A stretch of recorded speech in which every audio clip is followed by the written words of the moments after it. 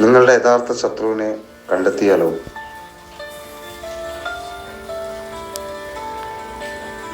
നമ്മളുടെ ജീവിതത്തിലെ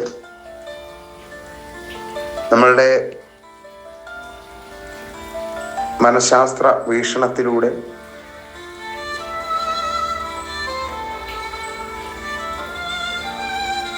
നൂറിൽ 95% കൂടുതൽ ആൾക്കാരിൽ പരാജിത ബോധം പേറി കിടക്കുന്ന, അല്ലെങ്കിൽ വിജയത്തിലേക്ക് എത്തിക്കാൻ കഴിയാതിരുന്ന ആ ശത്രു ആരാണ്?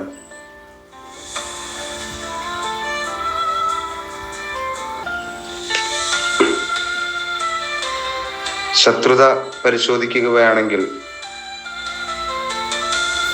നിരവധി ശത്രുതാ പട്ടികകൾ ഉണ്ട്.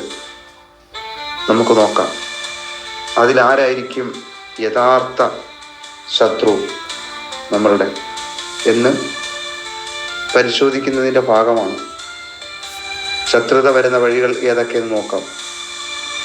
വാർദ്ധക്യകാലത്ത് തങ്ങളെ പരിഗണിക്കാത്ത മക്കളെ ശത്രുക്കളായി മാതാപിതാക്കൾ കാണുമ്പോൾ, സ്വന്തം ഇഷ്ടങ്ങൾ തങ്ങളിലേക്ക് അടിച്ചേൽപ്പിക്കാൻ ശ്രമിച്ച മാതാപിതാക്കളെ ശത്രുക്കളായി മക്കളും കരുതുന്നു. വാർദ്ധക്യകാലത്ത് തങ്ങളെ പരിഗണിക്കാത്ത മക്കളെ ശത്രുക്കളായി മാതാപിതാക്കൾ കാണുമ്പോൾ, സ്വന്തം ഇഷ്ടങ്ങൾ തങ്ങളിൽ അടിച്ചേൽപ്പിക്കാൻ ശ്രമിച്ച മാതാപിതാക്കളെ ശത്രുക്കളായി മക്കളും കാണുന്നു. തന്നെ നിയന്ത്രിക്കാൻ ശ്രമിക്കുന്ന ഭാര്യയെ ഭർത്താവ് ശത്രുവായി കാണുന്നു. സ്വന്തം കാര്യത്തിന് മാത്രം പ്രാധാന്യം നൽകുന്ന ഭർത്താവിനെ ഭാര്യയും ശത്രുവായി കാണുന്നു. തന്നെ നിയന്ത്രിക്കാൻ ശ്രമിക്കുന്ന ഭാര്യയെ ഭർത്താവ് ശത്രുവായി കരുതുമ്പോൾ, സ്വന്തം കാര്യങ്ങൾ മാത്രം പ്രാധാന്യം നൽകുന്ന ഭർത്താവിനെ ഭാര്യയും ശത്രുവായി കരുതുന്നു. വിശ്വസിക്കുന്ന രാഷ്ട്രീയ പാർട്ടികളിൽ പെടാത്തവരെ ചിലർ ശത്രുക്കളായി കരുതുമ്പോൾ, തങ്ങളുടെ രാജ്യത്ത് ജനിക്കാത്തവരെ വേറെ ചിലർ ശത്രുക്കളായി കാണുന്നു. ഇല്ലാത്ത മറ്റുള്ളവരെ ശത്രുക്കളായി കാണുന്നു. തങ്ങൾ വിശ്വസിക്കുന്ന രാഷ്ട്രീയ പാർട്ടിയിൽ പെടാത്തവരെയും ചിലർ ശത്രുക്കളായി കാണുന്നു.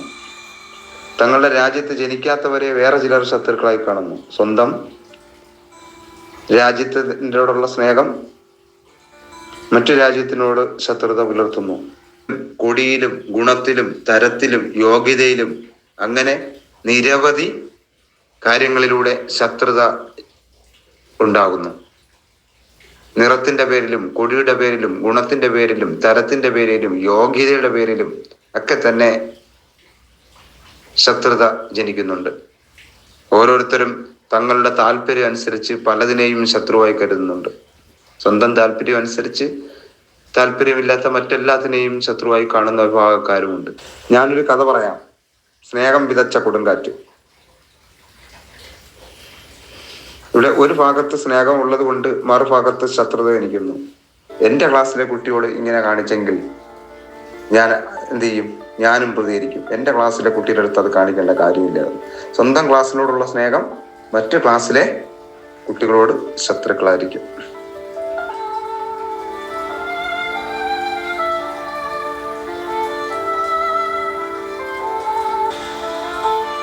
നമ്മുടെ സ്കൂളിനോടുള്ള സ്നേഹം അടുത്ത സ്കൂളിലെ കുട്ടികളോട് ശത്രുതയാണ്.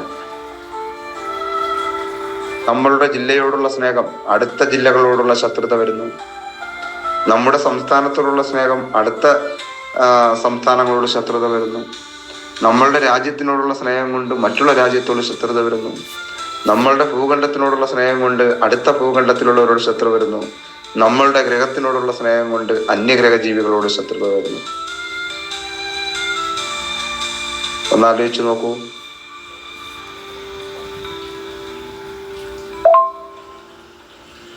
നമ്മുടെ ക്ലാസ് റൂമിലെ കുട്ടികളോടുള്ള സ്നേഹം മറ്റുള്ള ക്ലാസ് റൂമിലെ കുട്ടികളോട് ശത്രുത ഉണ്ടാകുന്നു. നമ്മളുടെ സ്കൂളിലെ ഉള്ള സ്നേഹം അടുത്ത സ്കൂളിലെ കുട്ടികളോട് ശത്രുത ഉണ്ടാകുന്നു. അപ്പോൾ നമ്മളുടെ സ്കൂളുമായിട്ട് ബന്ധപ്പെട്ട് വരുമ്പോൾ, നേരത്തെ ക്ലാസിന്റെ കാര്യം പറഞ്ഞപ്പോൾ ആ ക്ലാസ്സിനകത്ത് മറ്റു ക്ലാസ്സിലെ കുട്ടികളായിട്ട് മാനസിക ബന്ധം കുറവായിരുന്നെങ്കിൽ സ്കൂളുകൾ തമ്മിൽ പറയുമ്പോൾ അടുത്ത ക്ലാസ്സിലെ കുട്ടികളും കൂടെ ഒരുമിച്ച് ചേർന്നുകൊണ്ടാണ് മറ്റു സ്കൂളിനോടുള്ള ശത്രുത ഉണ്ടാകുന്നത്, അല്ലെങ്കിൽ അകലം ഉണ്ടാകുന്നത്. അതുപോലെ തന്നെ നമ്മൾ പറഞ്ഞു വരുന്നത്, ഒരു ജില്ലയോടുള്ള സ്നേഹം മറ്റു ജില്ലയോട് ശത്രുതയാണ്. മറ്റുള്ള ജില്ലയെ അവഹേളിക്കുക, അല്ലെങ്കിൽ കളിയാക്കുക, കുറ്റം പറയുക എന്നുള്ളതാണ്. അല്ലെങ്കിൽ അവരെ പോരായ്മകൾ നമ്മൾ സോഷ്യൽ മീഡിയയിലൊക്കെ നിരവധി കണ്ടുകൊണ്ടിരിക്കുകയാണ്. അപ്പൊ നമ്മളുടെ ജില്ലയെ പറയുമ്പോൾ നമ്മുടെ ജില്ലയ്ക്കകത്തുള്ള എല്ലാ സ്കൂളുകളടക്കം വന്നു. നേരത്തെ ഒരു സ്കൂൾ മറ്റൊരു സ്കൂളുമായിട്ട് ശത്രുവായിരുന്നു. ഒരു ജില്ലയുടെ കാര്യം വന്നപ്പോൾ ആ ജില്ലയിലെ എല്ലാ സ്കൂളിലെ കുട്ടികളും അല്ലെങ്കിൽ ആ ജില്ലയിലെ എല്ലാ ജനങ്ങളും ചേർന്നിട്ടാണ് ഒരുമിച്ച് ഇന്ന് മറ്റു ജില്ലയ്ക്കെതിരെ.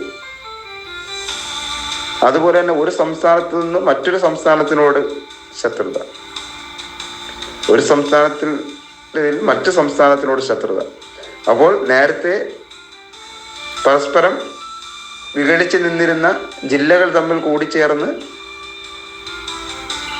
മറ്റു സംസ്ഥാനത്തിനോട് ഒരുമിച്ച് നിന്നുകൊണ്ട് മറ്റു സംസ്ഥാനത്തിനോട് ശത്രുത കാണിക്കുകയാണ്. അതുപോലെ തന്നെ രാജ്യങ്ങൾ തമ്മിലുള്ള ശത്രുത, ഈ നേരത്തെ വിഘടിച്ച് നിന്നിരുന്ന എല്ലാ സംസ്ഥാനങ്ങളും കൂടി ചേർന്ന് മറ്റു രാജ്യത്തിനോട് ശത്രുത. ഒരു ഭൂഖണ്ഡത്തിലെ എല്ലാ രാജ്യങ്ങളും കൂടി ചേർന്ന് മറ്റൊരു ഭൂഖണ്ഡത്തിനോട് ശത്രുത. രാജ്യങ്ങൾ തമ്മിലുള്ള ശത്രുതയിൽ വിഘടിച്ച് നിന്നവർ ഭൂഖണ്ഡത്തിന്റെ കാര്യം വരുമ്പോൾ നമ്മളുടെ ഭൂഖണ്ഡമാണ് ഏറ്റവും നല്ലത്, നിങ്ങളുടേത് മോശമാണ് എന്ന് പറയുന്ന രീതി.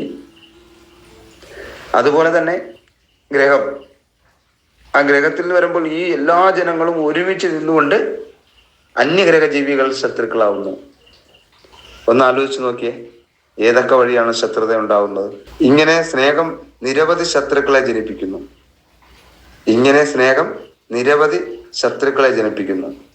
മനഃശക്തിയുടെ ക്രിയാത്മകമായ ഉപയോഗത്തിലൂടെ ജീവിത വിജയം ആഗ്രഹിക്കുന്ന ഒരുവനെ സംബന്ധിച്ച് ശത്രുവിന്റെ ഈ നിർവചനങ്ങളൊന്നും കൃത്യമായതുള്ളതല്ല. ഒരു ക്രിയാത്മകപരമായ ഉപയോഗത്തിലൂടെ ജീവിത വിജയം ആഗ്രഹിക്കുന്ന, അതായത് മനഃശക്തിയിലൂടെ ജീവിത വിജയം ആഗ്രഹിക്കുന്ന, അല്ലെങ്കിൽ യഥാർത്ഥത്തിലുള്ള നമ്മൾ ആഗ്രഹിക്കുന്ന നമ്മളെ വിജയം, ആ വിജയത്തെ തടഞ്ഞു നിർത്തുന്നത് ഈ പറഞ്ഞ ഒരു ശത്രുക്കളും അല്ല. അവരെല്ലാം ഈ ശത്രു നമ്മൾ നേരത്തെ പരിശോധിച്ച് നോക്കിയ ശത്രുക്കളൊന്നുമല്ല നമ്മളുടെ യഥാർത്ഥ ശത്രു. നമ്മള് ജീവിത വിജയം ആഗ്രഹിക്കുന്ന ഒരുവനെ സംബന്ധിച്ചിടത്തോളം ശത്രുവിന്റെ ഈ നിർവചനങ്ങളൊന്നും കൃത്യമല്ല. സ്വന്തം ശക്തി മനസ്സിലാക്കാൻ ശ്രമിക്കുന്ന ഒരുവന്റെ ശത്രു അവനെ അവഹേളിക്കുന്നവൻ മാത്രമാണ്. സ്വന്തം ശക്തി മനസ്സിലാക്കാൻ ശ്രമിക്കുന്ന ഒരുവന്റെ ശത്രു അവനെ അവഹേളിക്കുന്നവൻ മാത്രമാണ്.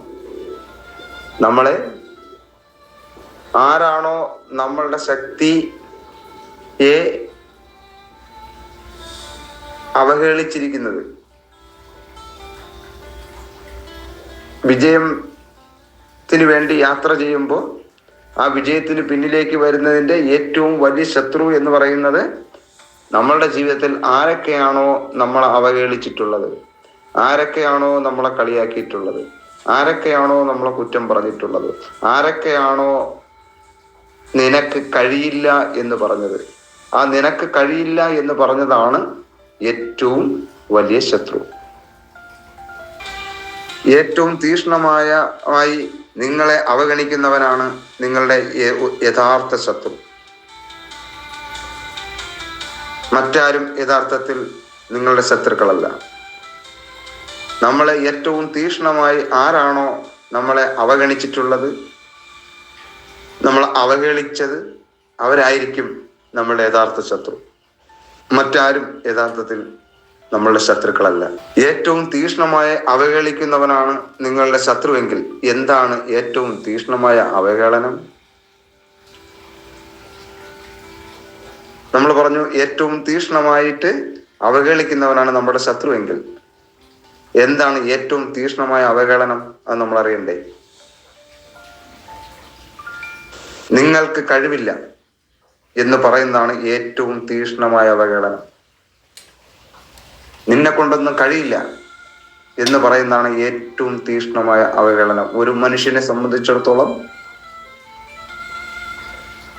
പ്രകൃതിയും പ്രപഞ്ചവും അവന് കരുതി വെച്ചിരിക്കുന്ന ലോകത്തെ വളരെ വിശാലമായിട്ടുള്ള കഴിവുകളാണ്. അത് തിരിച്ചറിയാതെ നിനക്ക് കഴിയില്ല എന്ന് പറയുന്നത് ആരാണോ അവനാണ് നമ്മളുടെ യഥാർത്ഥ ശത്രു. ഇല്ല എന്ന് പറയുന്നത് ഇത് ഇത്ര വലിയ അവഹേളനമാണോ എന്നാവും നിങ്ങളിപ്പോൾ ചിന്തിക്കുക. ഏറ്റവും വലിയ ശത്രു എന്ന് പറയണമെങ്കിൽ നിങ്ങൾക്ക് കഴിവില്ല അല്ലെങ്കിൽ നിനക്ക് കഴിവില്ല എന്ന് പറഞ്ഞ് അവഹേളിച്ചതാണ് നമ്മളുടെ ഏറ്റവും വലിയ ശത്രു. എങ്ങനെയാവും? ഇതിനേക്കാൾ ഒരുപാട് കാര്യങ്ങൾ നമ്മൾ ഉള്ള പല പ്രശ്നങ്ങളും ഒക്കെ ഉള്ള ശത്രുക്കളില്ലേ? എന്നാലും എന്തുകൊണ്ടാണ് നിനക്ക് കഴിവില്ല എന്ന് പറയുന്ന അവഹേളനം, ആ അവഹേളനത്തിനോട് എന്താണ് അത് ഇത്ര വലിയ അവഹേളനമാണെന്ന് തോന്നാൻ കാരണം? അല്ലെ, നമുക്ക് ഒന്ന് പരിശോധിക്കാം. എന്തുകൊണ്ടാണ് നമുക്ക് കഴിവില്ല എന്ന് പറയുന്നത് ഏറ്റവും വലിയ ഒരു മനഃശക്തിയുടെ ഭാഗമായിട്ട് ചിന്തിക്കുമ്പോൾ ഏറ്റവും വലിയ ശത്രു എന്ന് പറയുന്നത് നിനക്ക് കഴിവില്ല എന്ന് പറഞ്ഞു അല്ലെങ്കിൽ കഴിവ് പ്രകടിപ്പിക്കുമ്പോൾ അതിനെ നിരുത്സാഹപ്പെടുത്തി അതിനെ നിസ്സാരവൽക്കരിച്ച് മാറ്റുന്നവരാണ് ശത്രു എന്ന് പറയാൻ കാരണം എന്താണ് എന്ന് നമുക്കിനി ഒന്ന് പരിശോധിക്കാം. പരിണാമ സിദ്ധാന്ത പ്രകാരം പരിണാമ ശൃംഖലയിലെ ഏറ്റവും ഉന്നതനായ ജീവിയാണ് മനുഷ്യൻ. പരിണാമ സിദ്ധാന്ത പ്രകാരം പരിണാമ ശൃംഖലയിലെ ഏറ്റവും ഉന്നതനായ ജീവിയാണ് മനുഷ്യൻ. അതായത് ഏറ്റവും ഉന്നതനും ഉത്തമവുമായ ബോധത്തിനും ശരീരത്തിനും ഉടമ. ഇത്രത്തോളം ബോധമുള്ള മറ്റൊരു ജീവി ഉണ്ടാകില്ല. ശാസ്ത്രകാരന്മാരുടെ കണ്ടെത്തലുകൾ സൂചിപ്പിക്കുന്നത് സാധാരണ ഒരു മനുഷ്യൻ അവനുള്ള കഴിവിന്റെ 2% മാത്രമേ ഉപയോഗിക്കുന്നുള്ളൂ എന്നാണ്. ശാസ്ത്രകാരന്മാരുടെ കണ്ടെത്തലുകൾ സൂചിപ്പിക്കുന്നത് സാധാരണ ഒരു മനുഷ്യൻ അവനുള്ള കഴിവിന്റെ 2% മാത്രമേ